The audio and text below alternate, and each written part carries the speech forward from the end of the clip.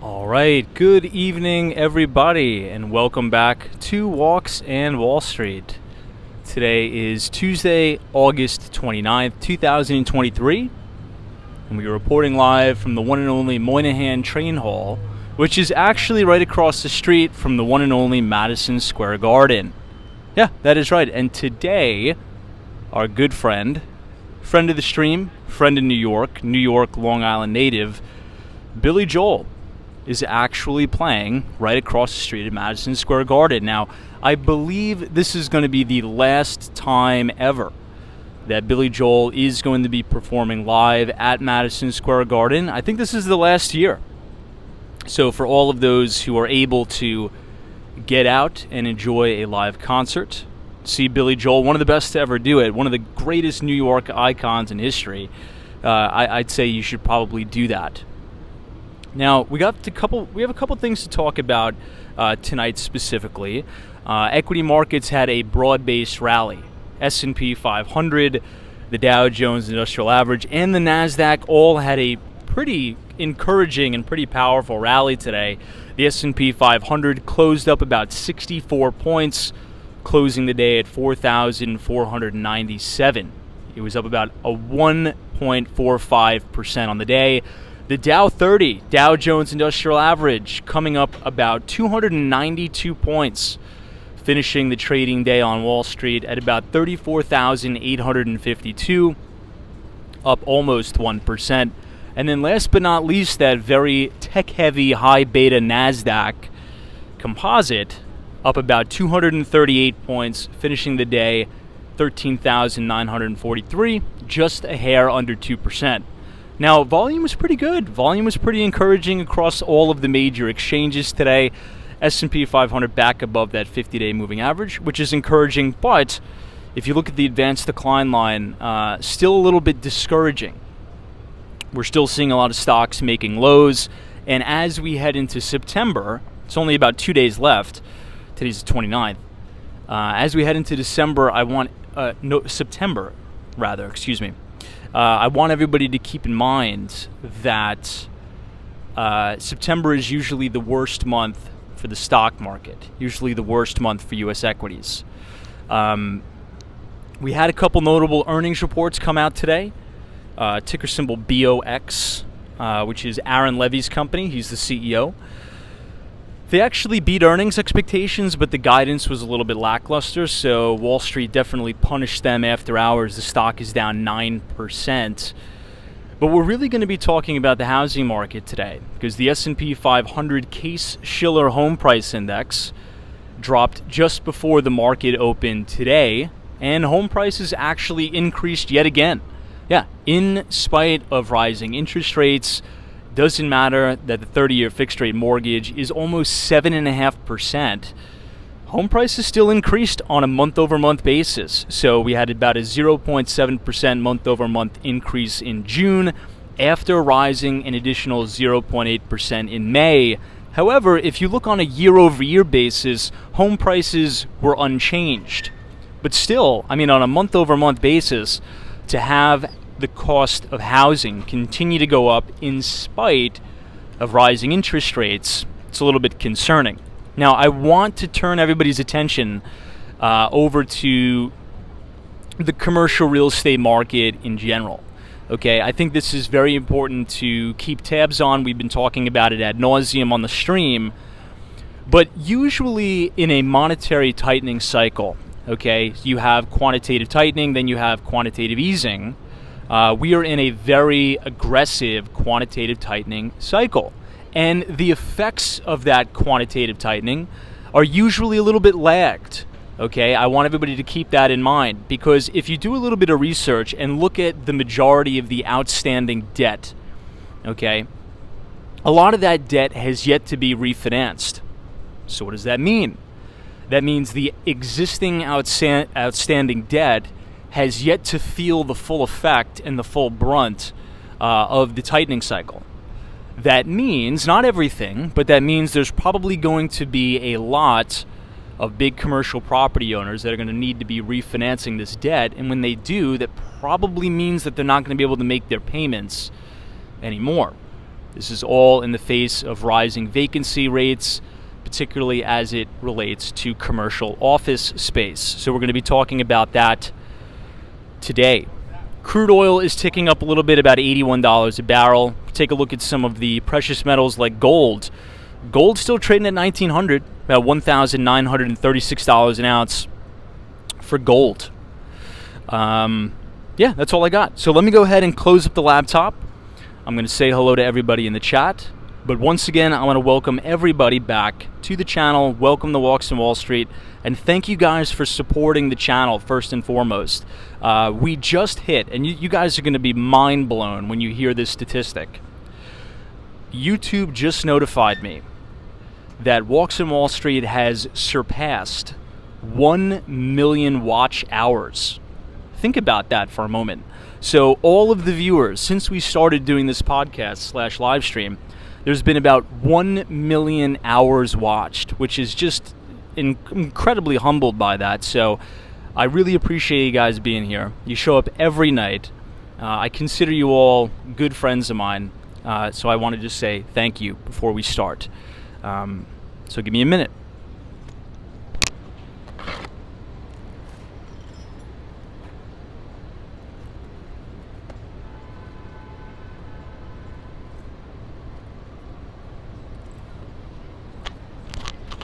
Let's clip on the trusty microphone here.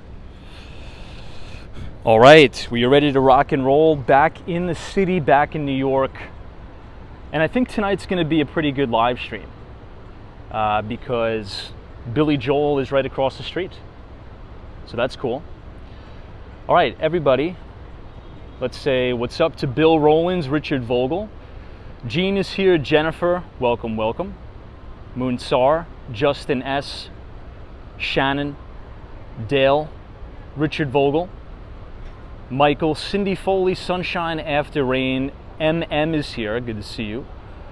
Hopefully you all are well. Merrill from Murray Hill, good to see you, Marilyn. Thank you so much for joining us. Parker BGs, this Tom is like the Batman of the financial world. Good to see you, Parker. Thanks for joining us. Who else we got? We got Mitch is here. What's up? This is Tom, love the new real estate vids. Thank you so much. RB is here. Vincent, Tom Barry, welcome. Colton, Walking, Minnesota. Daniel G from Buenos Aires, Argentina. And 1965 is here as well. GGNYC. Good to see everybody. Hopefully you all had a phenomenal Tuesday. It seems like the week is flying by. Once again, we are the brand new Moynihan Train Hall. Now, I was actually just coming from the Hudson Yards. But what I think I want to do tonight is head all the way downtown. Oops, sorry about that. I want to head all the way down to Chinatown. Because I think there's going to be a lot of interesting things to see along the way. So let's make a right here. We're going to pass Madison Square Garden. We'll say hello to Billy Joel. We'll check out his picture that is just outside of the Amtrak terminal there. And I want to show you guys, what's it called? Right near the Flatiron Building, Madison Square Park. Now, if you think this view of the Empire State Building is fantastic, you would be correct. But I do have to say something. Usually, if you're standing right outside Madison Square Park, or directly outside the Flatiron Building, that is probably the best view of the Empire State Building you're ever going to get anywhere in the city. Now, the bad news is this. Here's the bad news.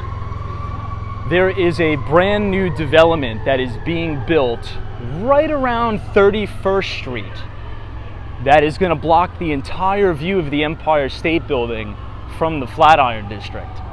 So the iconic view that we always see of the Empire State Building as we're walking up Broadway to 23rd Street, that's going to be gone pretty soon. So I think we need to enjoy it and go there while it's still intact. This is the entrance to the subway, the ACE trains. Now, speaking of the subway, I'm sure you have all heard the crazy news. Apparently, during rush hour today in New York City, in the morning particularly, there was a massive water main break right at Times Square, so 42nd Street, Times Square. The 1, 2, and 3 trains were completely down, and there was about 1.8 million gallons of water that spilled and flooded the subway tracks, the 1, 2, and 3 train. Now, I think it's up and running again. I actually walked to work today. I was supposed to take the 1 train from 42nd Street down to 23rd Street.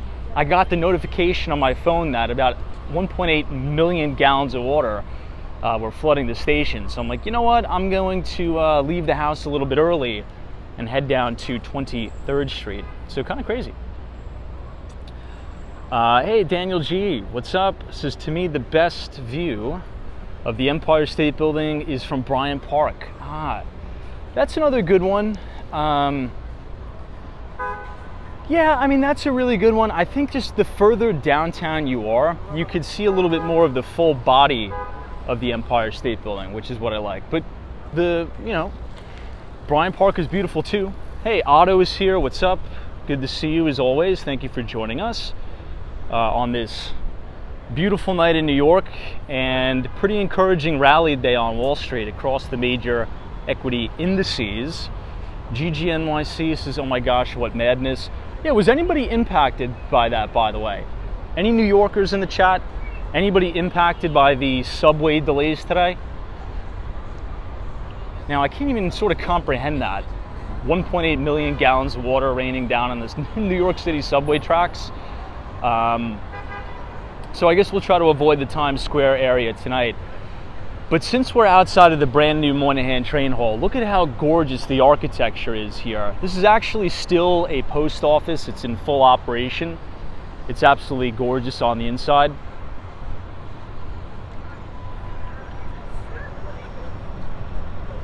Hey, Mitchell is here. What's up? DC322 says it's completely flooded. Bogdan says, did you go to a Target school? No, I didn't go to anything close to a Target school. I actually went to school right here in the City University in New York. Now, in New York City, I should say this, in New York State, we sort of have two public school systems, or main public school systems. You have SUNY, which is S-U-N-Y, which stands for State University in New York. And then you have CUNY, which stands for City University of New York. I went to a CUNY school. Hold on, I gotta tie my shoe. I gotta put you guys down on the dirty floor by 31st Street. One moment.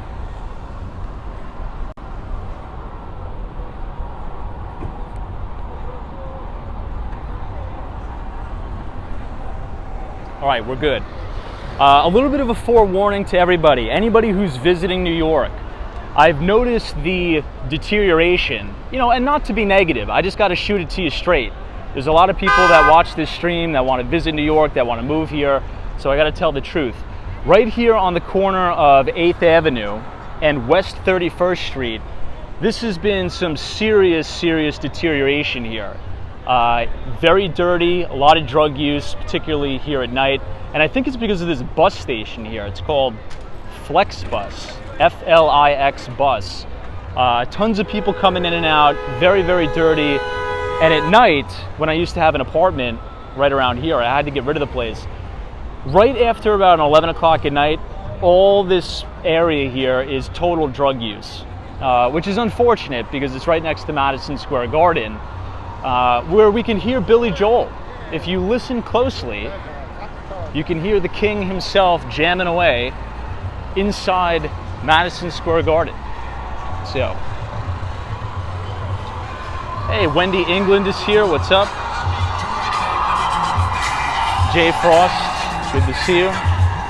This is Tom. It sounds like you're doing much better. Yeah, I'm feeling almost 100%. I'm about 90% better. I did have the big C. As you can tell, you can see, it didn't really used to be like this. And I've been coming into the city forever. And yeah, the south side of Penn Station, particularly on 8th Avenue, okay, and 31st Street. If you're looking to move to Manhattan or you are looking to visit, avoid the neighborhood that we just walked through. You're better off. But the reason why I wanted to come here is because today, August 29th, Our good friend Billy Joel is playing right here. Madison Square Garden is the center of the universe as far as I'm concerned, and I would definitely agree with that as well. And after the concert, Billy Joel's probably going to be walking right out here and into his car. So, but yeah, you know, it's a little bit unfortunate. As you look past all of that mess, though, you have the gorgeous Hudson Yards in New York City, which is a beautiful development. I think the city did an amazing job on the Hudson Yards. Hey, Razors says, how is Florida? Florida's great. Hopefully everybody is staying very safe there. There's a massive, supposedly it's going to be about a Category 4 hurricane once it makes landfall in Tampa, Florida. I was looking at some of the videos on Twitter. Fort Myers is already suffering from some flooding from the storm surge, which is so unfortunate because last year Fort Myers took a direct hit from that hurricane that came at the tail end of the season. So for anybody who's watching from Florida, particularly Southwest Florida, please stay safe, and I'm wishing you the best. Hopefully this storm will weaken in intensity as it approaches, but you know, from all of the information that I've been looking at online, it's looking like this is going to be a pretty bad direct hit. So I don't know, anybody in the chat from Tampa, Florida? I know British Gray is usually here. Michael Joseph says, Tom, it's a Category 2 at the moment, slightly tracking west to the Big Bend. Vivian Francescus is not in Broward County. Yeah, it's looking like the storm's going to completely miss the east coast of Florida. So, Cayenne Pacific, welcome. Michael Joseph says, Tom, I have lots of friends in Spring Hill, just north of Tampa, Florida. UniJ23 is here. D says the water has been extremely warm, which helps feed the hurricane's intensity. That's true. You know, the last time I was down in Miami, the water temperature was well above 95 degrees, which feels really nice, but that's a magic elixir for hurricanes. All right, so this is the back entrance to Madison Square Garden. This is where all of the sports teams come by. I think there's a homeless guy they got behind the gates. Well, they could deal with that. This is where all the sports teams come out. I think this is where all the talent comes out. And this is 2 Penn. And I'm excited to show you guys this because right across the street, they just completed a major demolition of that old and gross hotel.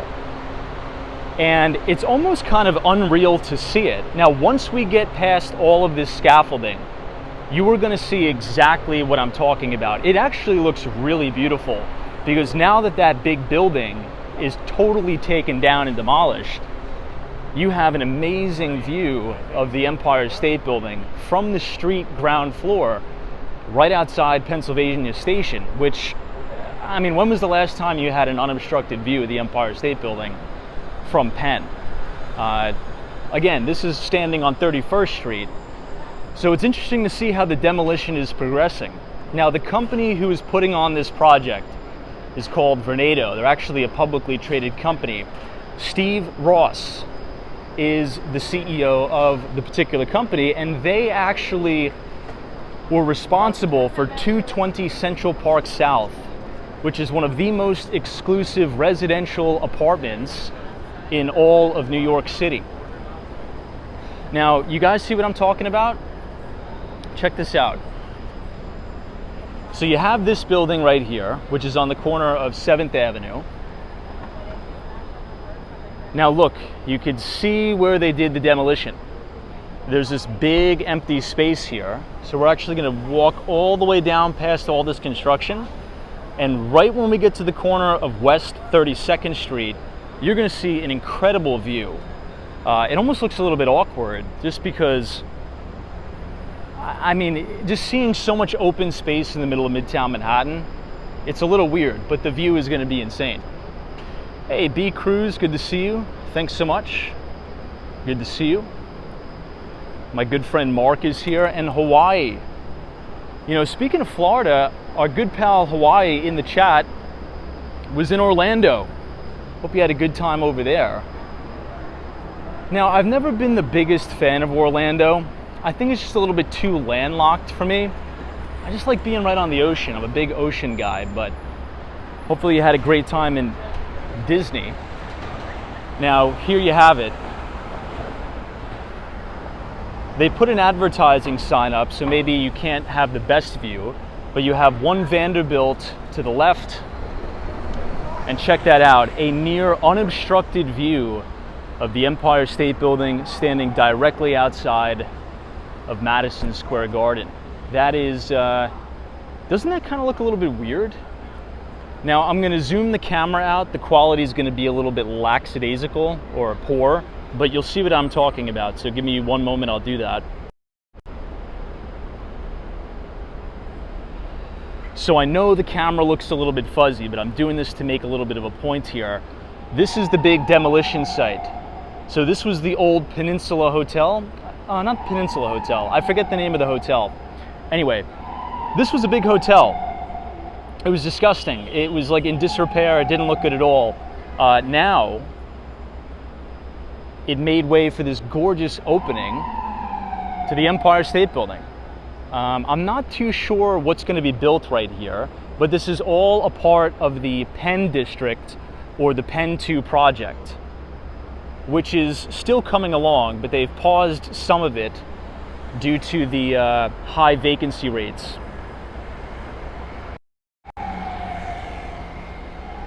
Vincent, you're correct. Thank you for that, Vincent. The Pennsylvania Hotel. Thank you for that. Slipped my mind a little bit. But yeah, you're correct. This was a pretty big hotel, but it was always very dirty in my opinion. I guess we could talk bad about it now that it's torn to the ground. But I'm excited about this area because, as you know, my opinions on the neighborhood, things need to change here.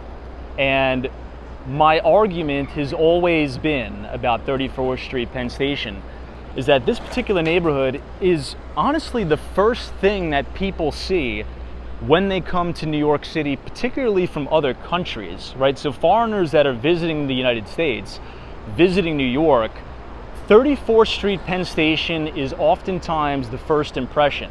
And let me tell you, it's not very good of a first impression right now. There's lots of homeless, lots of drugs, lots of problems. But having the optimistic outlook that I have, it's not going to be like that for long. You have all new development going up here.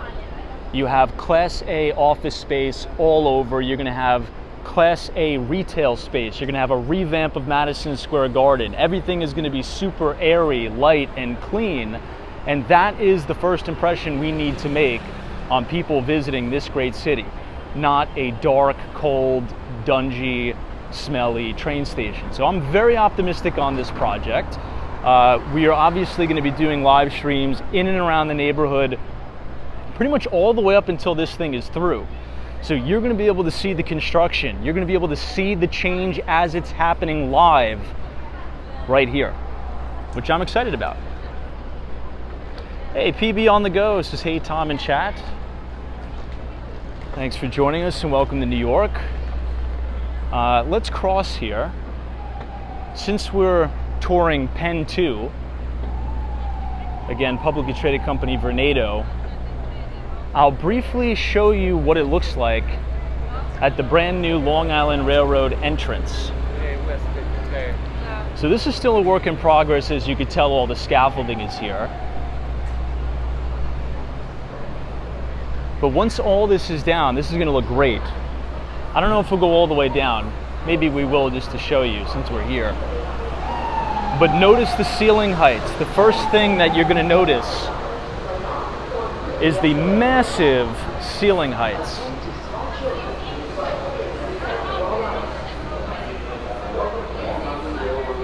Now, if you haven't been to Penn Station in 3 to 5 years, the next time you come here, it is going to be very, very different experience for you. You can see the ceiling heights have been significantly raised. You have all new retail along the right side here. And you have a brand new waiting room for the Long Island Railroad that is under construction right now. So So I think they've done a good job so far. What do you guys think in the chat? Thumbs up or thumbs down. And notice these brand new ceilings here. These are like LCD screen or LED ceiling tiles.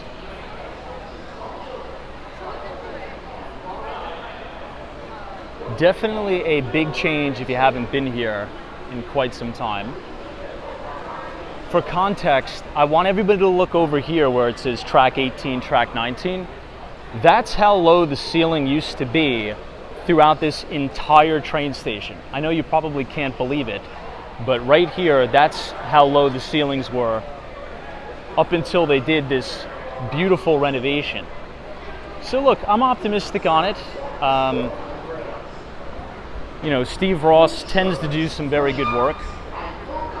And as you go up the escalator here, you'll notice you have a clear view of the Empire State Building, the spire, right as you go up. Kind of cool.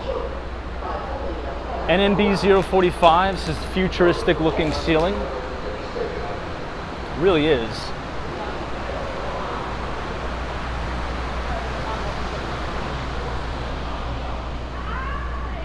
And that is what you're greeted with right as you get off the train. Beautiful shot of the Empire State Building. We're actually going to go all the way up to 34th Street, right by the Macy's. And then we're going to make a right. And if we have time, we'll probably go to Koreatown. It's a nice Shiba Inu to the right. Richard Vogel says they did a beautiful job. They did. And if there's one area of the neighborhood that needs the revamp, it's here. So, hey, the Papa Smurf OG says, hello, Tom. Great to see you, my friend. Hope you're doing well. And it's good to see you. It's good to see you, too. Big shout out to the New York City Fire Department that is tuning in tonight. Thanks for all that you do. You know, I was reading an interesting article in the New York Times today. And the article was talking about the city's budget for not only the FDNY, but sanitation and the NYPD. So one of the main topics on tonight's stream is obviously going to be high interest rates and how that's not only going to impact residential, but commercial real estate. And we'll actually get a little bit localized and tell you guys how it's going to impact right here in New York City. Now, the reason why I bring up the FDNY is not only because our good friend OG is watching, and he's a proud member of the FDNY, but I was reading this New York Times article that was talking about budgets. And does anybody want to take a guess? I think this will be fun to guess. Does anybody want to take a guess at what the annual budget is for the FDNY for the year 2022? So in 2022, how much did the city university, or the city of New York, pay to fund the FDNY? Does anybody want to take a stab at it? We'll see if you guys are right or wrong. The LT Prod says a lot. Close. You're close. B Cruz is no clue. This is looking at 7th Avenue. By the Book says 20 million. Peter Webley says 2 billion. NMB 045 says 25 million. Well, some of you are actually pretty close. Terrence is here. What's up? The city spent about $2.2 billion, right, on the FDNY. $2.2 billion. Now, I'll cut right to the chase. The article in the New York Times was about the crisis that we have going on in New York City as it relates to affordability crisis of housing. So everybody knows the situation that's going on in New York with the migrants. We've had almost 100,000 migrants come to New York City, and the vast majority of them obviously don't have a place to stay. So the city has been putting them up in hotels, in shelters. They've even decided to try to house some of these migrants on Randall's Island. And according to the New York Times, right, this is not my numbers, this is the New York Times numbers. According to the New York Times, this migrant crisis is going to cost New York City $12 billion, right, to house them, to feed them, and all that stuff. Now, that is bigger than the FDNY's annual budget, than the sanitation's annual budget, and the NYPD's annual budget combined.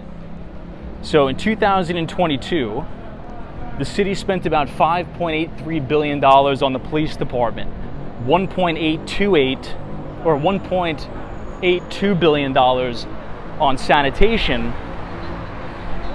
and $2.2 billion on the FDNY. Now, the article, not to get political, I'm sort of going to tell you where I'm going with this. The article also stated something that we've been talking about here on the live stream for months. So breaking news in the month of July, listen closely, listen up very, very closely here, everybody. In the month of July, on the island of Manhattan, average rents hit $5,000. Excuse me, I read that wrong. $5,819 is the average rent on the island of Manhattan. So the article was talking about how the crisis is not only costing the city $12 billion, but the biggest variable to this crisis is getting the migrants authorization to work as fast as humanly possible.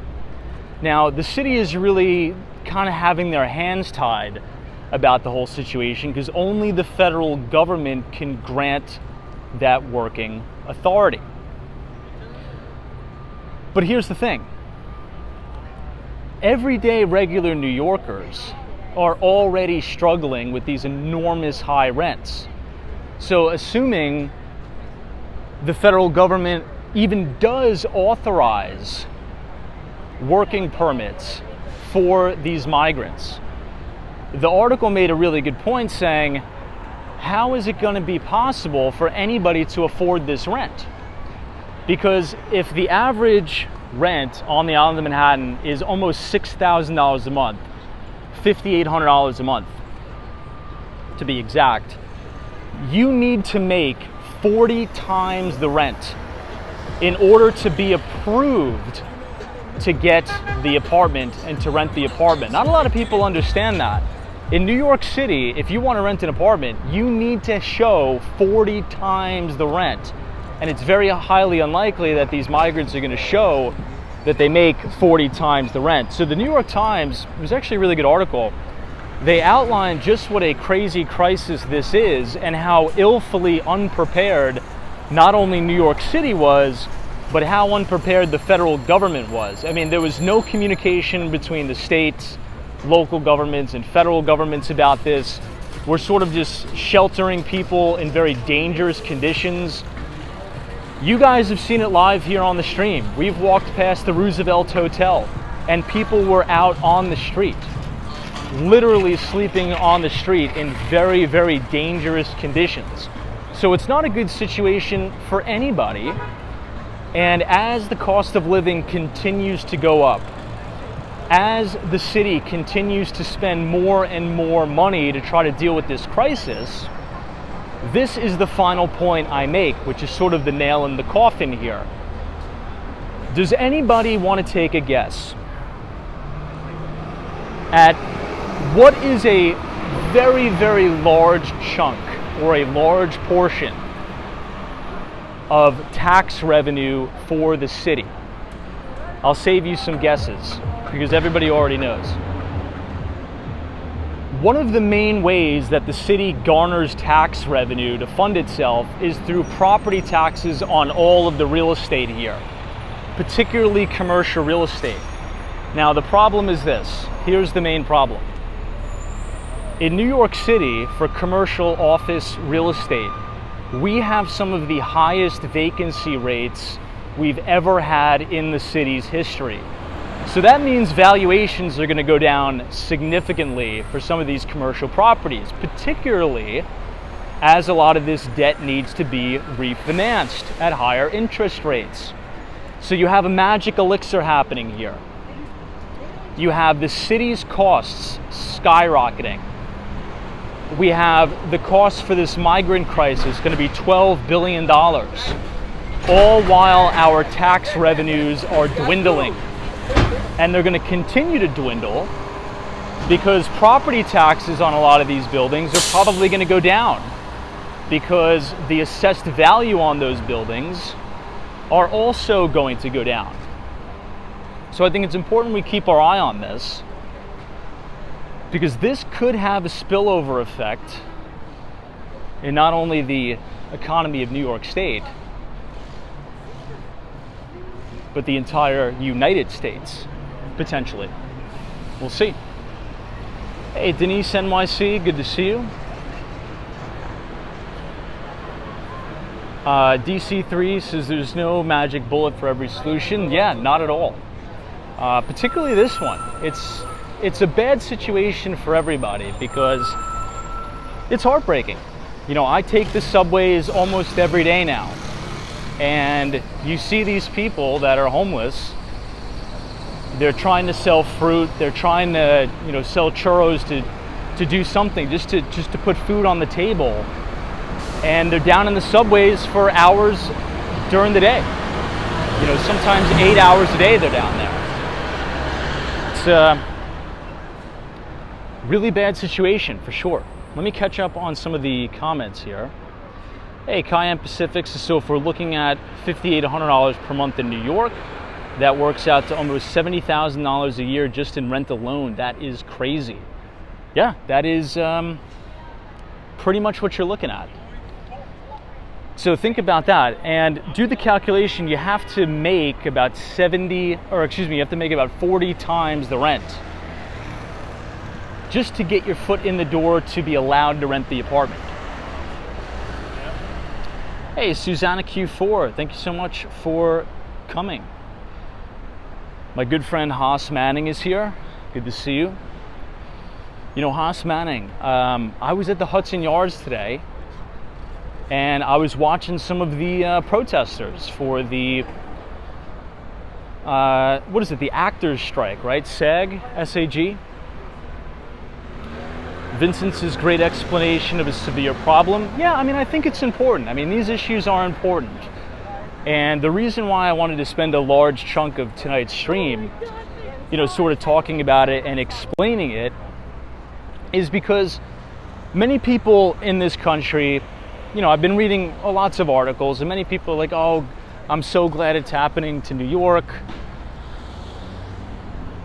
I'm so glad it's happening in New York. They asked for this, the yada, yada, yada, policies this, policies that. But at the end of the day, you know, if we don't, you know, sort of get our act together as a country and put our differences aside and actually find solutions to these problems, you're going to have a lot of people suffering. And that's no good for anybody, right? Democrat or Republican. Because I see it every day in the city. And it is heartbreaking, okay? You know, if anybody's ever waited for the train at 42nd Street, Times Square, particularly in the summer, it's hotter than holy hell down there, okay? I'm not going to sugarcoat it. It is hotter than the infernos of hell, and I'm not exaggerating. And you see, you know, little kids, like 3, 4, 5 years old, they're down there for 8 hours a day just trying to, you know, make ends meet with their family, you know, trying to sell fruit or, you know, the snacks that they're selling, and it's just, it just can't go on. It's an inhumane situation for everybody. So if you don't have collaboration from the federal government all the way down to the state and local governments, I mean, you're just going to have chaos. And it's going to cost the taxpayers a lot of money. So the $12 billion that we're spending, it's not even like these migrants are actually housed appropriately for the $12 billion. I was reading some of the articles, and one of the articles said that in one of the shelters, you have about 100 people using 2 bathrooms. And the bathrooms that they're using, people use it for nefarious activities like drugs. So it's crazy. So I think there needs to be some sort of emergency declared from the federal level. And I think the federal government needs to get involved and clean it up. Because I think it's an inhumane situation. I honestly do. I'll just be very blunt. I don't think humans should have to go through that. It's sad. It's sad. All right, guys, a little bit of a cheerier tune here. But look, we need to cover everything. We need to cover what's going on in the city, both good and bad, because this has severe economic ramifications for all of us. But now this is Koreatown. This is 32nd Street and 5th Avenue. This is one of my favorite locations in all New York City. Very fun. Always a lot of people out in Koreatown. Great restaurants, great bars, great entertainment. Just a fantastic place just south of the gorgeous Empire State Building. Hey, Haas Manning says, yes, the strike is the Actors Union strike at Hudson Yards, one of the 4 locations in NYC. Yeah, I was walking past it today, and it seemed like there was actually a pretty good turnout. Maybe 50, 60 people were there. Hey, Brad's Brain, what's up? Yeah, I see a lot of that too, like the window washers at the stoplights and everything. Patricia Ivory says, Tom, that's politics. I don't think you should talk about the immigrant situation. I'll talk about whatever I want, just be very blunt. It's important. It's important to talk about it and mention it. Very important.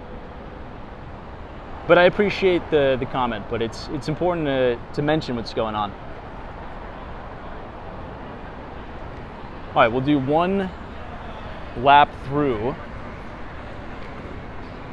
Koreatown, and we will head down to Gramercy. Now, this building that you see right here, this brand new development, this is actually blocking the view of the Empire State Building from Madison Square Park, which is a very iconic view. It's probably one of the most iconic views of the Empire State Building anywhere in the city. Yeah, Nakos says it has a financial impact. It does. And, there's a lot of investors right now. I work on the real estate side of things. And there's a lot of investors looking to gain access to New York City to capitalize on a lot of these depressed valuations in commercial property. But what they don't know is they don't know sort of what's coming. And if deals aren't structured the appropriate way, I think people that are trying to capitalize on the situation could lose a lot of money. Now, there is going to be massive opportunity, but you got to sort of work with the local who knows what's going on to structure these deals appropriately. So as you talk about, costs for the city going up, that means the city's probably going to increase taxes. Because as we talked about, commercial real estate, particularly office, all-time highs for vacancy. That means rent rolls are going to be severely, severely lower, which means net incomes for these property owners are going to be lower, all while they have to refinance their debt at much higher interest rates. There's probably going to be a lot of foreclosures. But the opportunity that is created from that is going to be enormous. However, the deals need to be structured appropriately, because I think there's a lot of investors that are coming to New York City that aren't familiar with the city. They don't know the locations, they don't know the buildings. And so it's important to talk about it. It's important.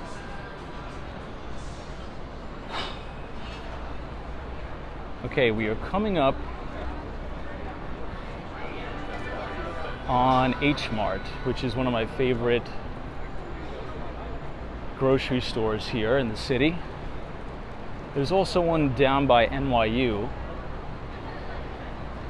This place is fantastic.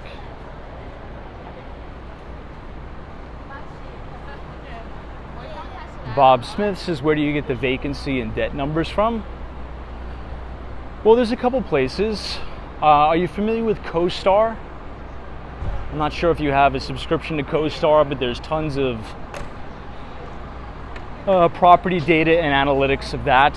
Also, our internal intranet called Resource, where I work, has a lot of that data, but you could probably find it in the Wall Street Journal or the New York Times if you just Google it.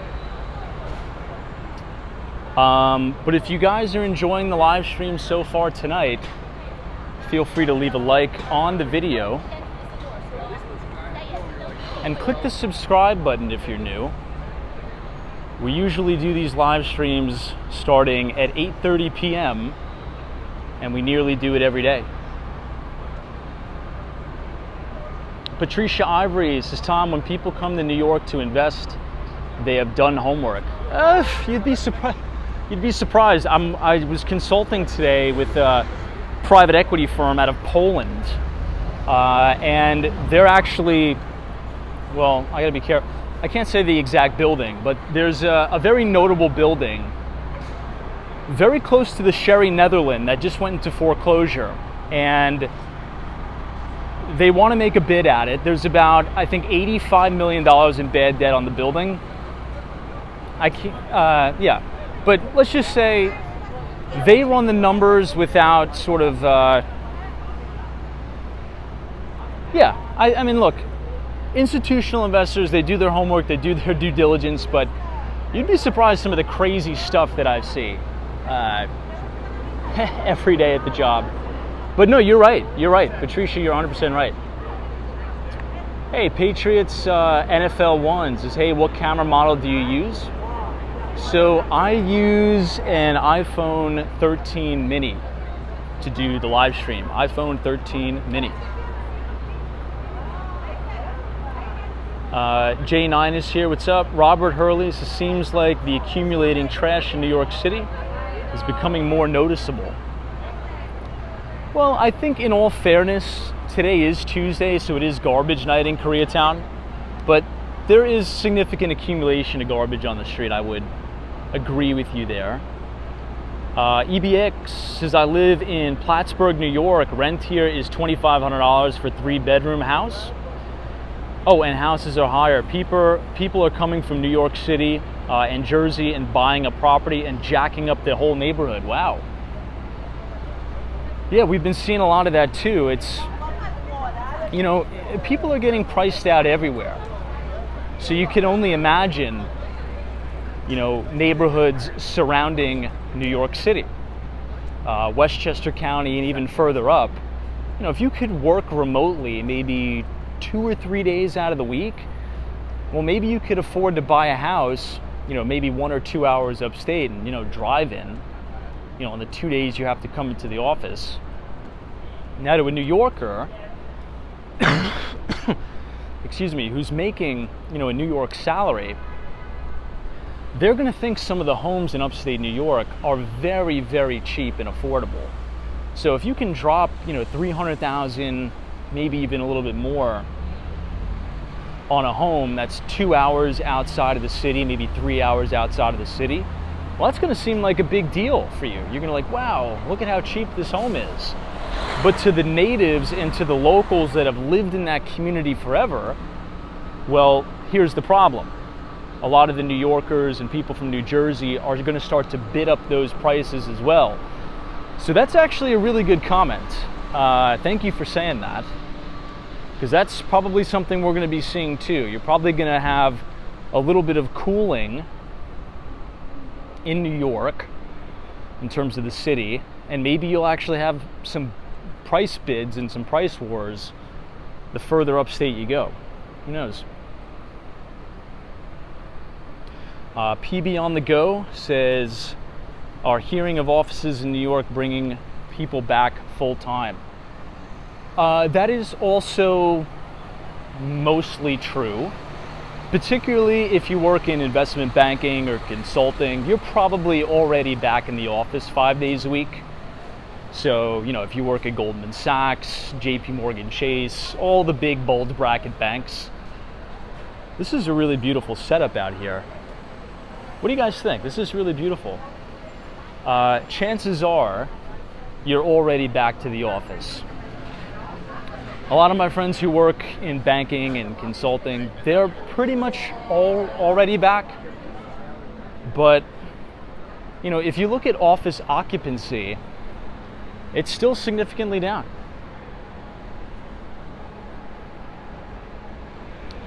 TMB says, Tom, what are your thoughts on off-the-grid rural land? I don't know, what do you mean? In terms of purchase? In terms of as an investment opportunity, or just in general? I don't know. I think if you have the money, right, and you want to diversify and buy a nice piece of land somewhere, definitely do it. I think I've said this once before on the live stream. Is anybody familiar with the Finger Lakes region of New York State? Anybody familiar with the Finger Lakes region? I know I've said this a million times, but we do have a lot of new people here. If you're not familiar, hey, DM is here. What's up, DM? Happy Tuesday. So if you're not familiar with the Finger Lakes region of New York, definitely do some research there. It is really beautiful. Very, very beautiful. Particularly in and around a town called Skaneateles. So Skaneateles and Skaneateles Lake are, it's just absolutely gorgeous up there. Obviously during the winter, it is, talk about brutal. But look, in the spring and in the summer and in the fall, if you could afford to spend some time up there, right in and around Skaneateles Lake, I think that's where I would, like if you were asking me personally what I would buy, I think I'd get some land near there for a couple of reasons. Skaneateles Lake is not only one of the cleanest lakes in New York, it's one of the cleanest lakes in the United States. Not only that, I'll do you one better. It is one of the cleanest lakes or bodies of water in the entire world. Right here in our backyard in New York, and not a lot of people know about it. It's called Skaneateles. So to be able to own a piece of land in rural upstate New York near a fresh water source that is some of the cleanest water on planet Earth, yeah, I think that's probably a good idea. Now, again, I'm just sort of responding to the question. If I were to do it, and I don't own any land, by the way, I don't own any land, just raw land, that would probably be a place where I would look. I don't know, and it's really beautiful up there. I'm a firm believer that you should only purchase property or land in and around areas where you could see yourself living in the first place. But I don't know, any thoughts in the chat? I'm more curious about what you guys think. If you had to purchase a plot of land, for agricultural purposes, or maybe you want to build a dream home down the line, where do you think you would purchase it? All right, let's continue down. Hey, Loose72 is here. This is farmland. Good to see you, Loose72. Brian Forrest, welcome. Jeff in Southern Tier, New York. Welcome, Jeff. Wow, Patriots NFL 1 says Nantucket. Nantucket's beautiful. Nantucket is absolutely gorgeous. Justin S says the Carolinas of Virginia. Bubbles is not too far away from Colorado Springs. Pete 144 says the Catskills. Catskills are really nice. Catskill Mountains, and you're still very close proximity to the city too. Upstate in like Skaneateles, New York, that's far. That's going to be, that's a massive drive. That's a big haul. So Jeff W277 says agricultural. I would rather do Michigan. Interesting. The Golden Goose, do you think more people should rent apartments together since getting one alone is more expensive? Yeah, I mean, if you can do it, right? You know, a lot of people in New York, particularly in Manhattan, live with roommates, especially if you're a new college grad, right? If you're graduating college, let's say you just get a job, you're making $70,000 a year, you know, it's probably more affordable to live with 2 or 3 roommates and save some money before you go out on your own. I think that's a really good idea. I think that's a fantastic idea. You know, you don't need to have your own place when you're 22 years old. You could kind of ruck it out for a little bit. All right, this is going to be a gorgeous view of the Empire State Building. Hey, username schmoozername says if money was no object to you, can't beat around the climate around Santa Barbara. That's true. DM says, in the Northeast, I enjoy the fall and the winter. Yeah, I know, you're a big fall, winter kind of person. I'm not. I love it hot. I love the humidity, but I'm a little strange. Hey, Gene says, evening Tom from Quebec. Good to see everybody. Nina says, taking a visit to Texas in a few months, looking for a small 1 acre parcel of land in the countryside community.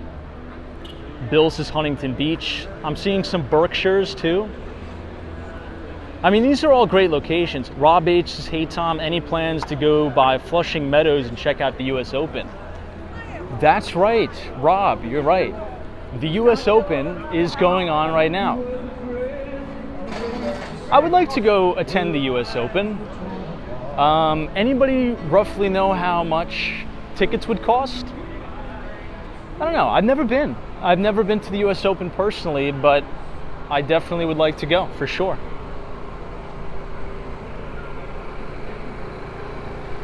FB says, hey Tom, hope you're having a great night. Can't wait to visit New York City around Christmas time. Hey, that's awesome. You know, if you need any help while you're here, shoot me an email, walkswallstreet@gmail.com. If you need any recommendations on restaurants or accommodations while you're here, if you shoot me an email, I'd be more than happy to help.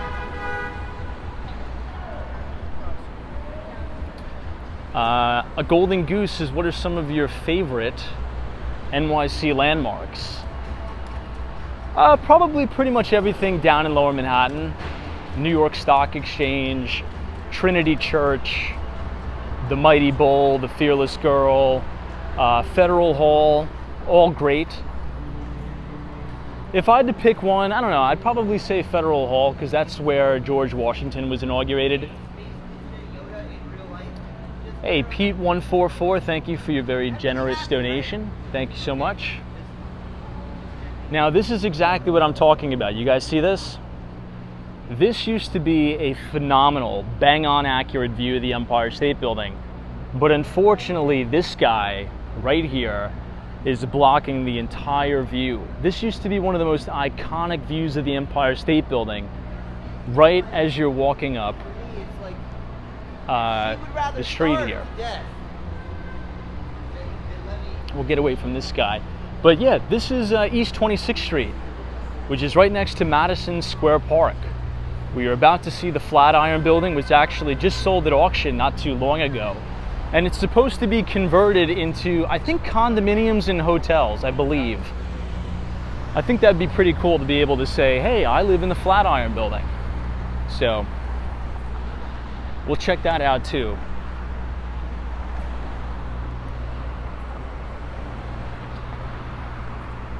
Hey, PB on the go says Long Island, New York looks nice, but maybe a pain for the commute. Long Island, New York is nice. That's where I'm from. I'm from Massapequa, New York. And here's the problem. Just as we had that one other viewer that just commented and said, hey, a lot of people from the city and New Jersey are starting to move to upstate New York, bidding up the prices. Well, if you rewind back to the 1950s and the 60s, and even throughout now, that's essentially what happened to Long Island. So good luck getting anything affordable in Nassau or Suffolk County at all. Particularly South Shore, Long Island, you know, a starter home, you're talking, you know, 4 bedrooms, 3 bathrooms, you're looking at well over $600,000. So it's very expensive, and also the property taxes are extremely high. Keep that in mind too. So if you're looking to buy a place on Long Island, don't be surprised if you have an annual property tax bill of over $30,000 a year on a home that costs like $900,000 or $850,000. All right, everybody, look at this. We are now looking at the Flatiron Building. This is one of the most iconic buildings in all of New York City. It looks absolutely gorgeous. Now, unfortunately, there's so much scaffolding all covered the building. But the good news is this. In the future, if you love the building so much and you want to purchase a unit in there, you probably can. You probably can. Chances are they're going to do a big conversion and actually make some condominiums there. I think, last I checked. So, hey, Alden is here, says it's crazy. It's been 2 years ago since Hurricane Ida hit. I became a fan of you through that. You gave better views of the hurricane than the news. You know, I think I remember that stream specifically. I was walking around in it and I was soaking wet. The winds were like 40 miles an hour. We were walking Midtown Manhattan. That was a fun stream. And thank you for being here, my friend. 2 years. I really appreciate you watching so diligently for 2 years. Hope you're having a good night. This is now by Italy. Sunshine After Rain says, you remember? Yeah, for those of you who don't know, Sunshine After Rain would be watching these live streams when we would have 2 people watching. So I used to do these streams, you know, every night, just like I do now. Walking around the city, skateboarding around the city, talking about the financial markets. And it would just be me and Sunshine After Rain. Literally one person in the chat. It's kind of crazy to see how much this has grown. I mean, we used to do the stream even longer. We would walk around for 3 hours with 2 viewers in the chat, having a chat about the financial markets. So everybody who's here in the chat right now, I appreciate you, because this is a blast. And the more the stream grows, the more we can continue to do it. And I've been so blown away by the growth of the live stream. It's not even to be believed. So thank you everybody for being here.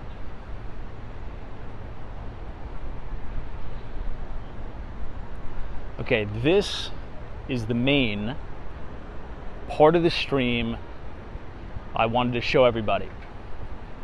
We are now officially at East 23rd Street. We are standing right in front of the Flatiron Building. Now check this out.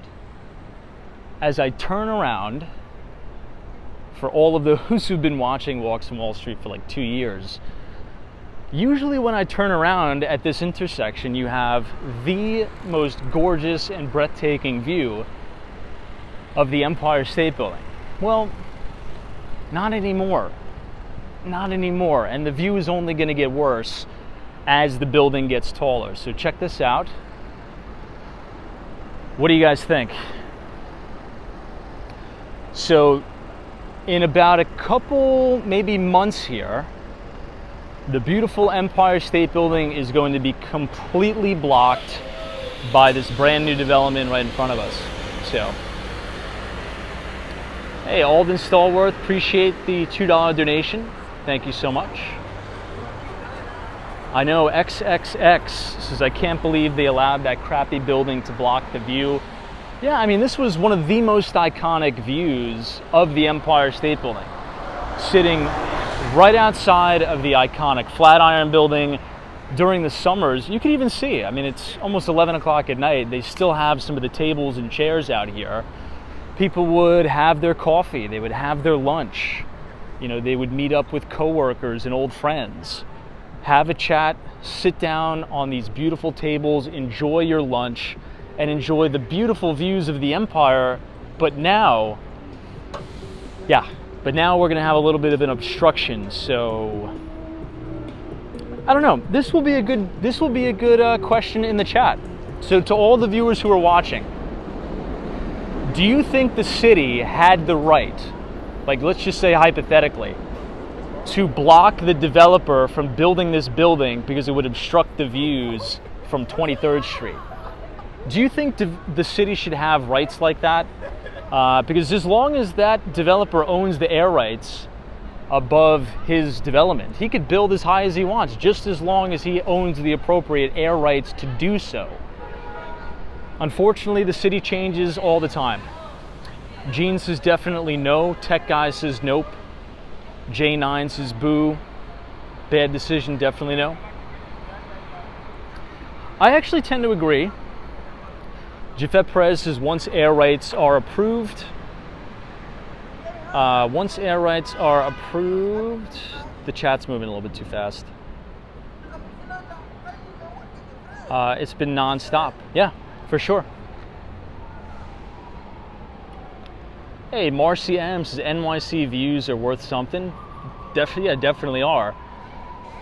Now, if you want to read an interesting book that'll give you a bit of an education on New York City construction, New York City development and building, particularly air rights and assemblage, I got a great book recommendation for all of you. Now, the book is called Billionaires Row. I'll say that one more time. The book is called Billionaires Row, and it's written by a very famous Wall Street Journal real estate reporter called Catherine Clark. Okay, so Billionaires Row is going to give you an amazing history lesson on the city, particularly 57th Street Billionaires Row, how these developers strategically accumulate air rights through a process called assemblage so they can build these ridiculous, crazy, outlandish, wild, megatall structures such as 157 Central Park Tower, 432 Park Avenue, and many, many more. And more to come, by the way. So check that book out. All right, let's cross the street. And actually, let's take you all a little bit further east. You can get the RW trains. Hey, Brad's Brains. Tom, did you ever read The Art of the Deal? I know it's Trump hype, but I loved the book as a kid. Absolutely. I have The Art of the Deal in my library. I absolutely read that book. Now, Brad, you're gonna like this one. Well, I don't want to give too much of the book away. Anyway, if you have ever heard of the very famous tax break a lot of developers get in the city called 421A tax abatements, one of the first buildings to ever receive that was actually Trump Tower. There's actually an interesting story about it, but I don't want to give too much of the book away. It's a really, really good read, and it's very educational too for anybody who's looking to get into the development business here in the city.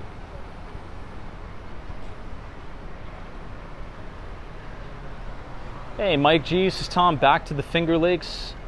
I live in the region and moved back from Colorado. I miss the hills and the lakes and the wilderness so much. It's definitely gorgeous. It's definitely very, very beautiful, the Finger Lakes region in New York. Now, speaking of massive megastructures, this is the one and only One Vanderbilt, right in front of us. This is another Class A office tower in New York City.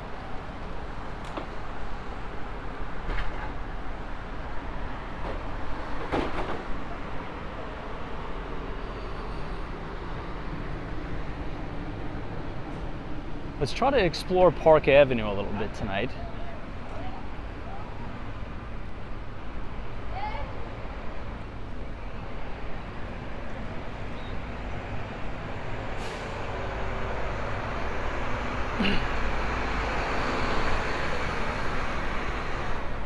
Hey, Robert is here. What's up? Robert says let the developers make money. Yeah, and it's a difficult business too. You know, a lot of times people will say, oh, look at these greedy real estate developers in Manhattan. They're making all this money. But let me tell you, a lot of them, it's not a business for the faint of heart. It's a very, very dog-eat-dog business. I'll give you another interesting factoid here that I think you guys are going to find interesting. Do some research on the main developer at 432 Park Avenue. Harry Macklow is his name. And he owns about 4 dedicated units at 432 Park. And a company called CIM that co-developed the building just put his personal units into foreclosure. So Harry Macklow could potentially lose his personal units at 432. It's developing as we speak. But we've made it to Park Avenue. This is looking uptown. You can see the MetLife building. We're going to continue to walk over, and now this is the 6 train line. So this is the green line that goes all the way to the Upper East Side of Manhattan. Hey, Kirby says, when will interest rates affect corporate stock prices? U.S. markets are reaching all-time highs.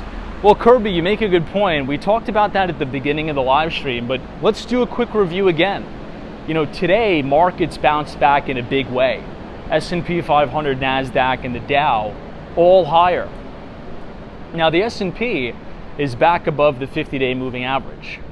But what Kirby is saying, right, so for anybody who's sort of unfamiliar, if you go to my Twitter handle, okay, if anybody has Twitter, just Google Twitter Walks Wall Street, and you can follow me on Twitter. I retweeted one of my favorite financial clips by Bill Ackman. And Bill Ackman is a very famous hedge fund manager. He manages Pershing Square. And in the clip, which is very famous interview, Reuters interview, Bill Ackman says, and this is just sort of finance 101, investing in layman's terms and keeping it simple in simple terms is all about figuring out the present value of a company's future cash flows over time. And if you can't determine that, then you can't invest. And interest rates are a big, big part of this, because as interest rates go up, this is an awesome shot of the Chrysler building. Look at that. That is an insane shot of the Chrysler building. Now, as interest rates go up, generally speaking, the present value of a company's future cash flows goes down. So if we do a little bit of a review, let's rewind all the way back to 2021. This is when a lot of those high beta tech stocks were going crazy. Think about a lot of the Cathie Wood, ARC Innovative growth stocks. Now, these companies had very little earnings, sometimes even no earnings at all. But when interest rates are artificially suppressed, that allows these companies to go through multiple expansions. So they trade at ridiculous price to sales, ridiculous price to earnings multiples. But once the Federal Reserve started to go from quantitative easing to quantitative tightening, well, guess what happened? The market had to adjust for the interest rate increase. So as interest rates pushed higher, the present value of all of those high beta tech stocks' future cash flows, they became worth less and less and less. You know, look at the yield curve right now as we walk directly down the middle of the street, taking in this gorgeous view of the Chrysler building. The 1-year Treasury yield is almost at 5.5%. I mean, that is ridiculous. So if you have $1 million, you just bought yourself a $55,000 year income. That's pretty significant, right? So rates are competing with equities. So as equities start to go down, as interest rates go up and vice versa, you know, Kirby's question, and the sort of the question we all want to know the answer to is, when are we going to have this big stock market crash? When are we going to have these huge equity valuations declining?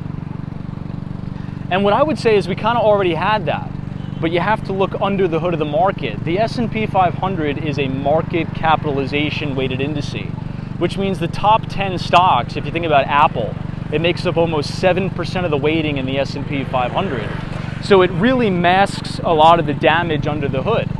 Take a look at the Russell 2000, ticker symbol IWM. That is the ETF for the Russell 2000. That still hasn't made a new all-time record high. So there's a lot of stocks that have a lot of damage here, and we've sort of had this lopsided recovery where a lot of these big, super mega cap tech stocks have been doing really good, but some of the smaller companies have been absolutely crushed.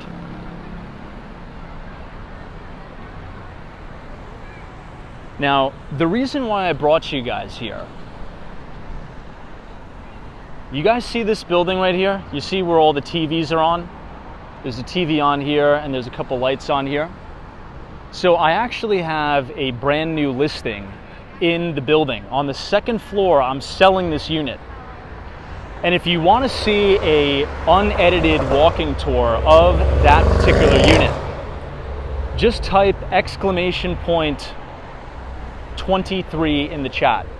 So !23 in the chat, and the Nightbot will drop the link of a full inclusive property tour that I filmed of my newest listing. Let me know what you guys think of the unit. I'll tell you a little bit about the building. This is called Gramercy North. It sits at 139 East 23rd Street, right here on the corner of Lexington Avenue and 23rd Street. Now, every single unit in the building has its own dedicated floor, and you have a private elevator that will bring you up directly into your open concept living room and kitchen. It's about 1,500 square feet of interior space, and unit number 2, the one that I'm selling, has about 580 square feet of dedicated outdoor space. I want a little bit of feedback from you guys, and if you want to support the channel in a free way, completely free, all you got to do is watch the tour, leave a comment, and let me know what you think of the unit. Leave your positive comments, leave your negative comments, let us know, because as more people watch it, we get more eyes from buyers and we could sell more property and more real estate. And it also helps us price these units more appropriately. So the more feedback we get, the better it's going to be for the consumer. So let us know. If you type !23 in the chat, but it's right here. You know what? Let me see if I have the key. If I have the key to the apartment, I'm not sure if the internet's going to work. Maybe I'll take you guys in there. Let me see.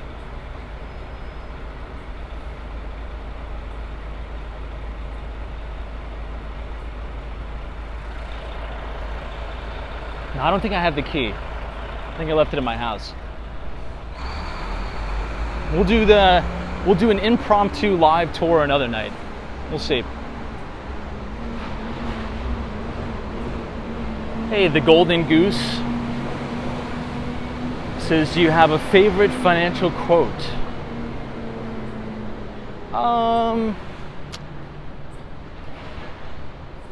There's a lot of them. I think just one that's very simple, that doesn't necessarily have to do with the markets. It just has to do with life in general. It's not really financial, but it's actually one of my favorite quotes of all time, so I guess I'll tell you. The quote is, people tend to severely overestimate what they can accomplish in 1 year, but severely underestimate what they can accomplish in 10. And it's sort of a quote to remind everybody to play the long game. Don't go for the instant gratification.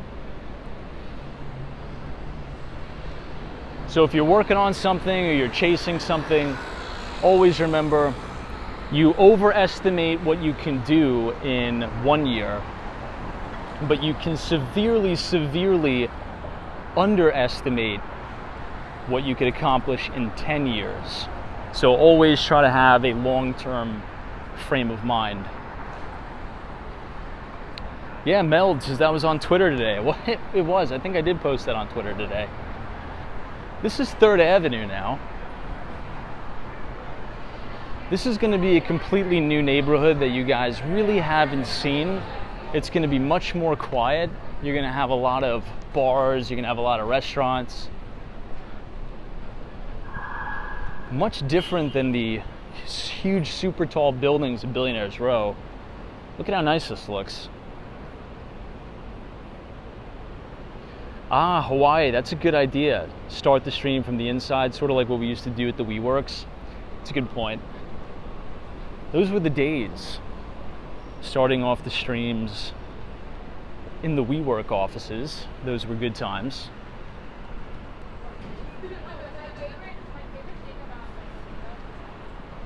That's another good quote. Bulls make money, bears make money, pigs get slaughtered. Love that one.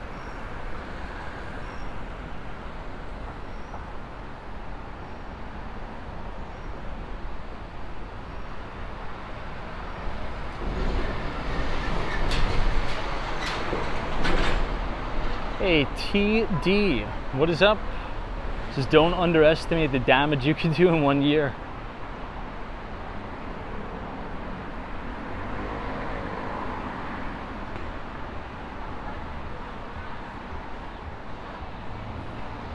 Hey, Joe Driver's joining us. Good to see you, Joe. Welcome.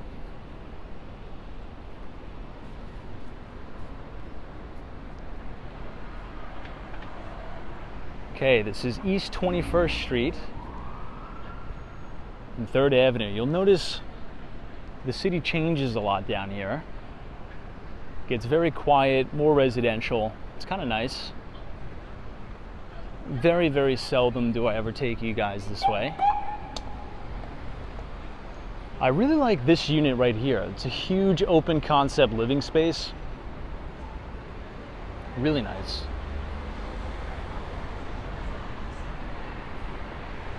Wow. Yeah, hey, Evan Weeks, what's up? We were just talking about that.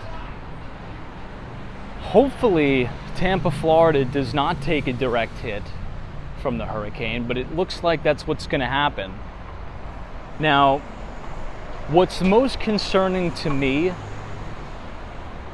in my opinion, is the storm surge. The storm surge is what causes the most damage by far. And it looks as if, since the waters are so warm this year, it's just going to pour fuel on the fire specifically to fuel the hurricane. So hopefully Tampa Bay doesn't get super, super clogged up. I was watching some video from Fort Myers earlier today. And in Fort Myers, there's already flooding, which is horrible. Evan Weeks says no direct hit. The hurricane is swinging more northerly.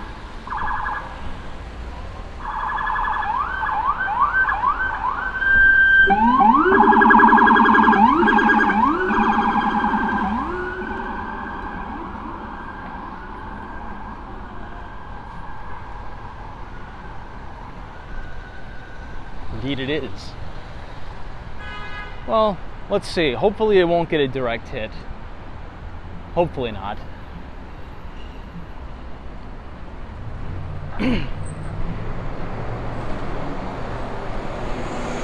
Someone's saying, if interest rates are going up, how come inflation is still going up? Well, I want to know what you guys think about that. Well, if we look at the data, right, if we look at the CPI, technically it's going down significantly. And you also want some yogurt or not? So if you think about where inflation peaked, it peaked at about 9.1%. CPI, the last CPI report, came in, I think, at 3.2%, right around there. So the headline CPI number is coming down, Inflation is coming down, but here's the biggest problem, right? And we've talked about this multiple times. The major problem is the main two components that impact the life of the average everyday American the most is shelter costs, number one, and number two is food. And what are the two categories that have showed little to no progress on inflation? Yeah, you guessed it. It is shelter costs and it's food. If you type exclamation point CPI in the chat, okay, exclamation point CPI in the chat, the Nightbot is going to drop a link to the Bureau of Labor Statistics website. And you're going to have a few interactive infographic charts there. You can actually click the individual categories of inflation and gauge and track the trajectory. And you'll see we've had almost no movement in shelter costs, but over the last 2 months, we have just started to see a little bit of progress as it relates to shelter costs coming down, which kind of makes sense a little bit, right? Because inflation, particularly shelter, so you talk about real estate is illiquid, right? Equities are very liquid, stocks are very liquid, but real estate is an illiquid product, an illiquid asset, so it takes more time for prices to adjust and come down. So there could be a significant lag time here, and maybe this is just the start of real estate prices coming down a little bit or easing. Who knows? But I'll pass it over to you guys. In your neck of the woods, in your neighborhood, are you starting to see inflation ease up a little bit as it relates to cost of living, shelter costs, things like that? Let me know.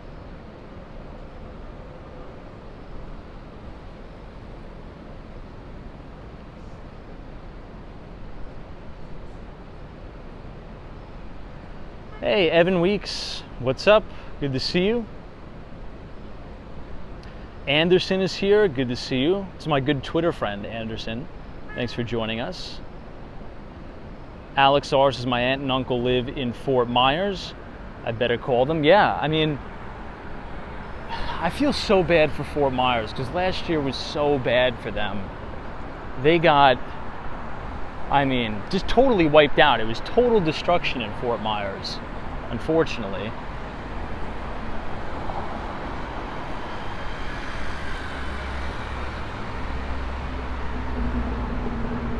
Hey, Steph UF, this is still high in my neighborhood. Lady Cerritos is a country full of people using credit. Yeah, well, consumer credit hit an all-time record high. Left and right and getting fucked up. Tim Lee says Maui real estate is being bought up by Oprah. Interesting comment. Yeah, well, from a lot of the comments that I'm seeing in the chat, it seems like, the basics, right? Food, shelter are still very, very highly elevated. It seems like every time I walk into a grocery store nowadays, a Target, a Walmart, you're automatically going to leave spending at bare minimum $20.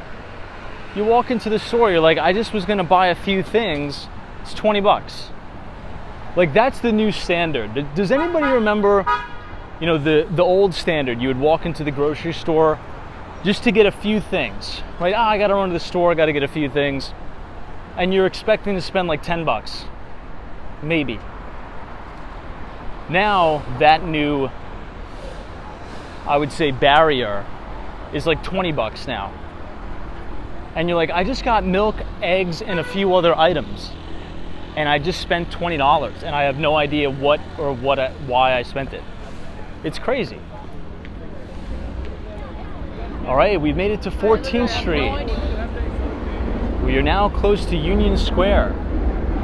We are actually right next to Joe's Pizza. This is a famous pizza shop from 1975. There's always that famous one in Times Square that always has a crazy line outside of it. But this one is always pretty busy too, right here at 14th Street, Union Square.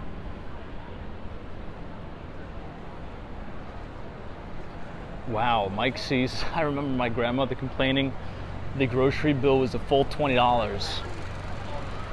Yeah, try $420 now. Lady Cerritos is exactly time. I can't imagine feeding a family. Yeah, Mark's is 20 is the new 10. I swear to God, like every time, even, you know what's the worst? And we do actually have some breaking news over the last few days. Rite Aid is filed for bankruptcy. Now, I actually remember being on the earnings call for Rite Aid, and one of the things the CEO came on the call and said is that they're suffering so much from shrinkage, right? Retail shrinkage, which is essentially a corporate speak for theft. And so they're gone. So CVS announced 5,000 job cuts. T-Mobile also announced 5,000 job cuts 2 days ago, which unfortunately I had some really, really good friends of mine impacted by that have been with the company for many, many years. This is a great shot of the Chrysler building here. Solutions engineers and whatnot.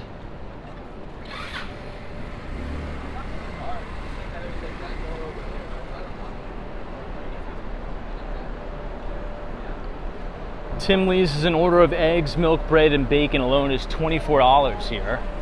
That sounds about right. But the worst is when you walk into like a drugstore. You know, if you walk into a CVS 59th Street, Columbus Circle, something like that, I mean, it is just astronomical. I think I bought vitamins the other day, like a few vitamins. The total was like $126 for two jars of vitamins and something else. I forgot what I got. It's over $100.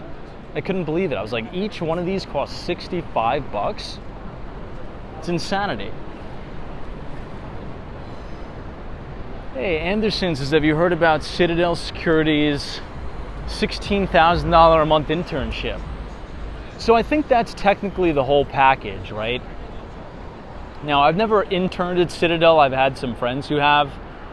And in the Chicago office, at least, they pay for your apartment, which is a pretty big perk, right? Because Chicago real estate is almost as expensive as New York. I mean, not, you know, you really can't, you can kind of compare it, but, so you don't have to have living expenses. So I think probably the total compensation, yeah, is about $16,000 a month as an intern. That makes sense, right? Yeah, they pay for your $6,000 a month apartment, or like $4,800 a month apartment. Yeah, and you're probably making, yeah, that actually seems about right. I guess depending on what you do, if you're a quantitative research intern, yeah, that seems market value. Yeah, pretty good pay, very good pay actually.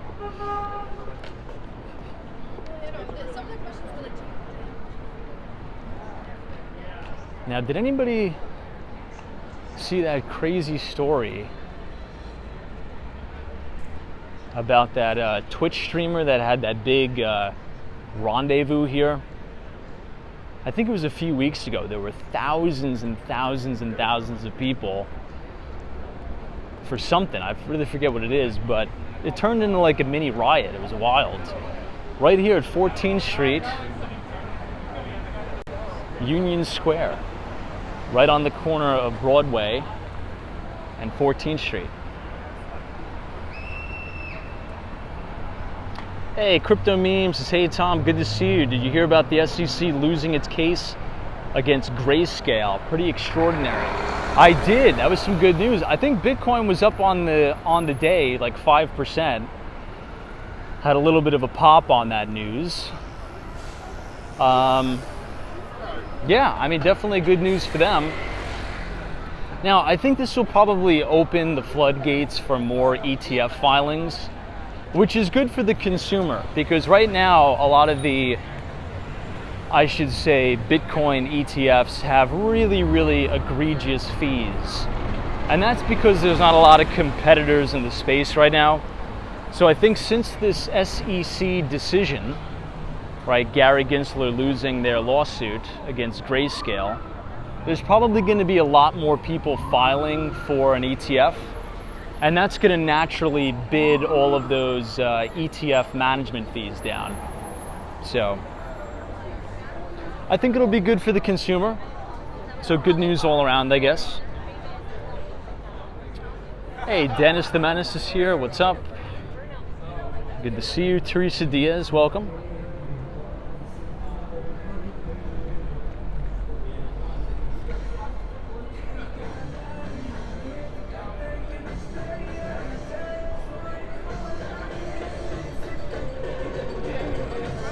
Somebody said, do I think Mark Zuckerberg will fight Elon Musk?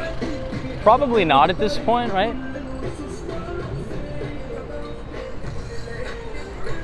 Probably not. At least that's what it's looking like. It's looking like a big no.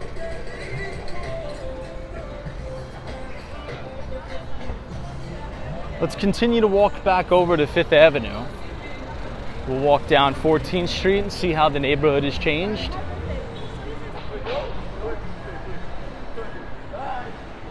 Hey, everything in Miami is here. What's up on Billy Joel night? For those of you who are just joining, Billy Joel is performing live at Madison Square Garden. I think this is his last year that he's going to be performing at MSG. So if you have the opportunity to go see him, I would. Hopefully I'll be able to see him.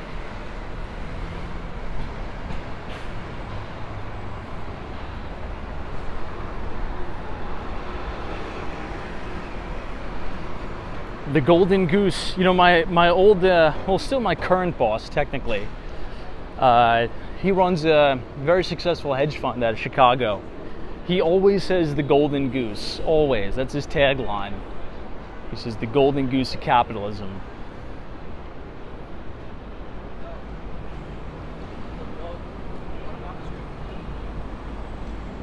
Hey, NAV 407 says Elon has health problems and is in no condition to fight. Yeah, I mean, I think the whole thing is a little bit silly, but like, if it, in theory, if the fight did go on, I would probably say Mark Zuckerberg would win that. Right, Mark Zuckerberg is significantly younger. He's been training jiu-jitsu like mad. And yeah, I mean, if I just had to randomly guess who would win. Bill says the whole fight was a bunch of nonsense. Probably. Just all hype.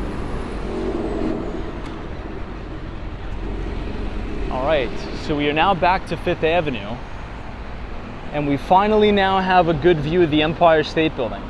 Gorgeous shot right here from East 14th Street. Looks fantastic.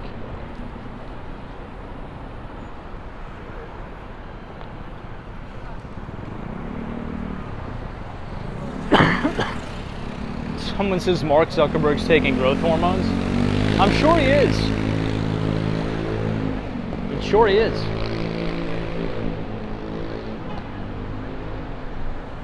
Well, I mean, he's not a professional fighter, so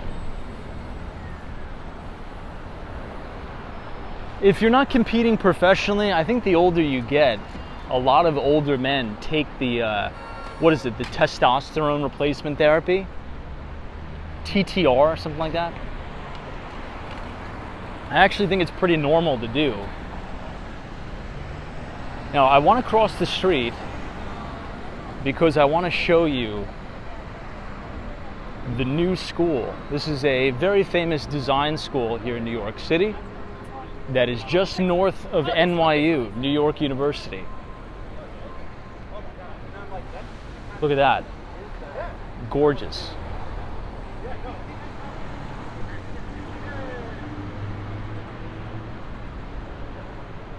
This is the Parsons New School of Design.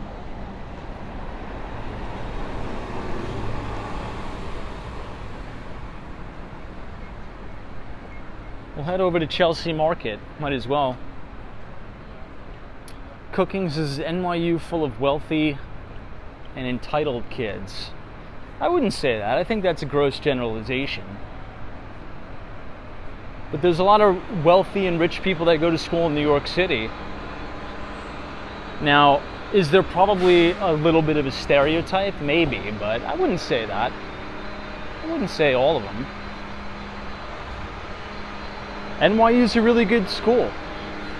Really, really good school. It's a very expensive school, though.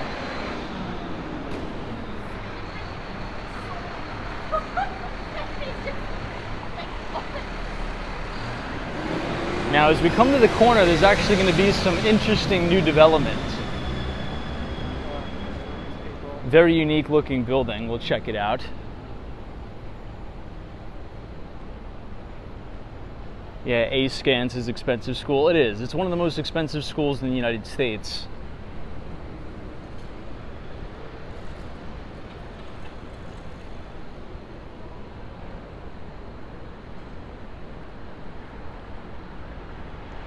Now, a lot of these apartment buildings here on 14th Street, a lot of them are older buildings.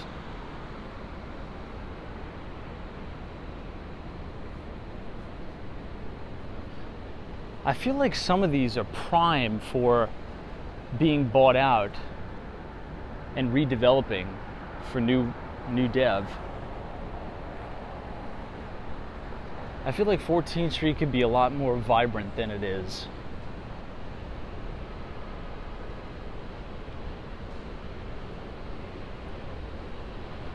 Evan says, did you go to college? Yeah, for sure. I went right here, 59th Street. CUNY John Jay College.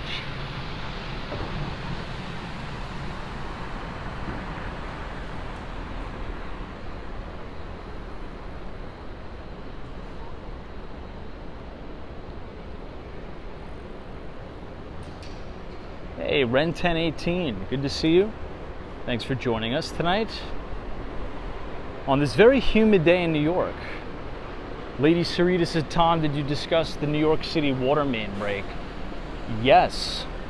That was crazy. There was about 1.8 million gallons of water that spilled and flooded the 1, 2, and 3 train today at 42nd Street, Times Square. Talk about wild.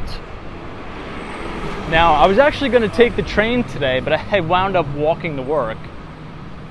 But yeah, you're right. Now, that's another problem, right? We talked about that a lot, but you know, the thing with the city, it's very old, right? A lot of the infrastructure here is very old and is going to need to be replaced. So the pipe was well over 100 years old, and it exploded and it released over a million, almost 2 million gallons of water onto the New York City subway.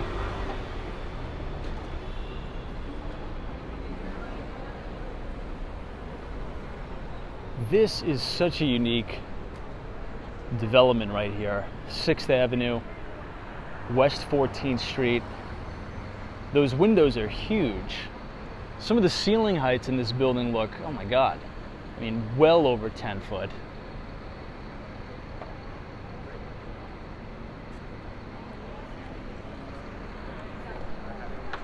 Let's cross the street and check that out. Oasis. Maybe I'll try to get a preview of this. 10,000 square feet of amenities. Wow. 101 West 14th Street. And look at that. Amazing views of One World Trade Center. That's stunning.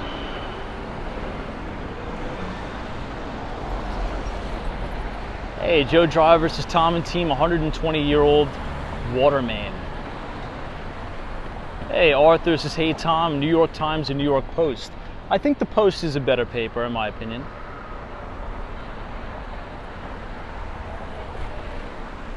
Yeah, Joel PM says a much needed rinse, I'm sure. Well, let's just say this, the Times Square subway station is not the best.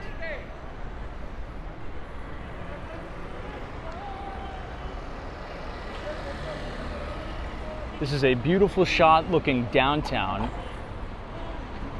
at the beautiful One World Trade Center. Now imagine your view from your living room or your bedroom looking out over the World Trade Center. A near unobstructed view of the World Trade Center from your apartment. That's incredible. Let's cross and actually head a little bit uptown, because I actually do have to go back to 34th Street. But the good news is we'll get some amazing views of the Empire State Building on the way back up.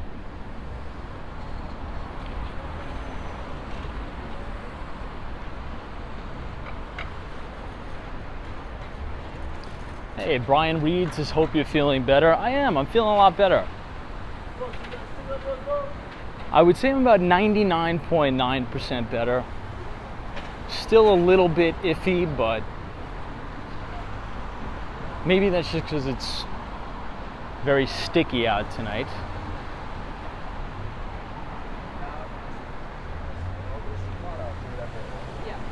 That is such a nice view of the Empire.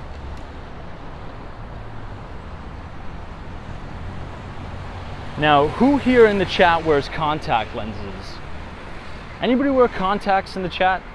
For whatever reason, when it's super humid, I'm talking about really, really humid, my contact lenses always get messed up. I'm not too sure why. It's like they move around way more when it's humid. Oh wow, a lot of people. Jeff, Elizabeth. All right, we got a lot of people in the chat. Yeah, it's super, super annoying when that happens.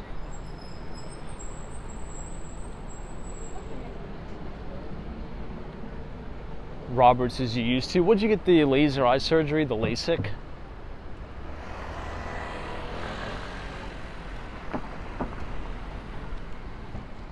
Hey, Ken Brockton is here. What's up, Ken? Good to see you.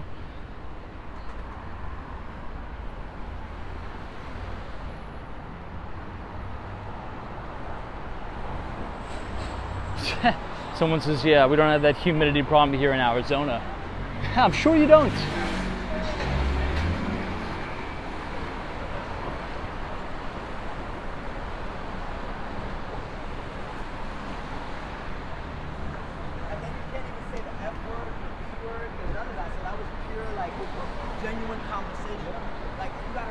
Now, tomorrow is Wednesday, and tomorrow we're going to be talking about the one and only Salesforce, Mark Benioff. Salesforce is going to report earnings tomorrow. I think that should be an interesting one to talk about.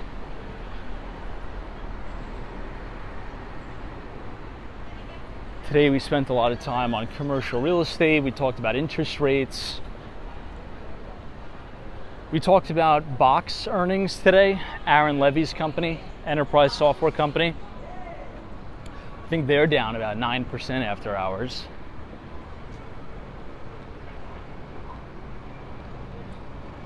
Someone says try Total One contacts are the best. I'll take a screenshot of that. Let me see.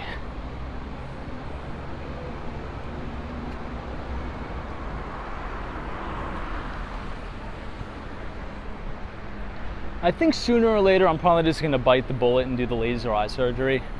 We'll see. Hey, TD says nice video of the 23rd Street property, very well done. Thank you so much, I appreciate that.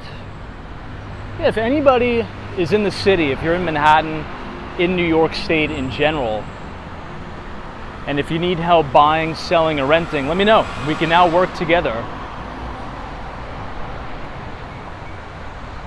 I just joined the Kirsten Jordan team at Douglas Elliman. Oh, Hawaii says you want to do that too? Yeah, I mean, you know, the only thing that scares me about the LASIK, it's just a little bit freaky. I know the technology has improved significantly, and there's an extremely low probability of anything bad happening, but I'm still a little bit hesitant about it. Anybody else hesitant about it? It's just, what JR likes is I had it, and it was totally worth it. I'm sure it was, not having to deal with contacts, not having to wear glasses. It's just, I think I'm gonna bite the bullet and do it.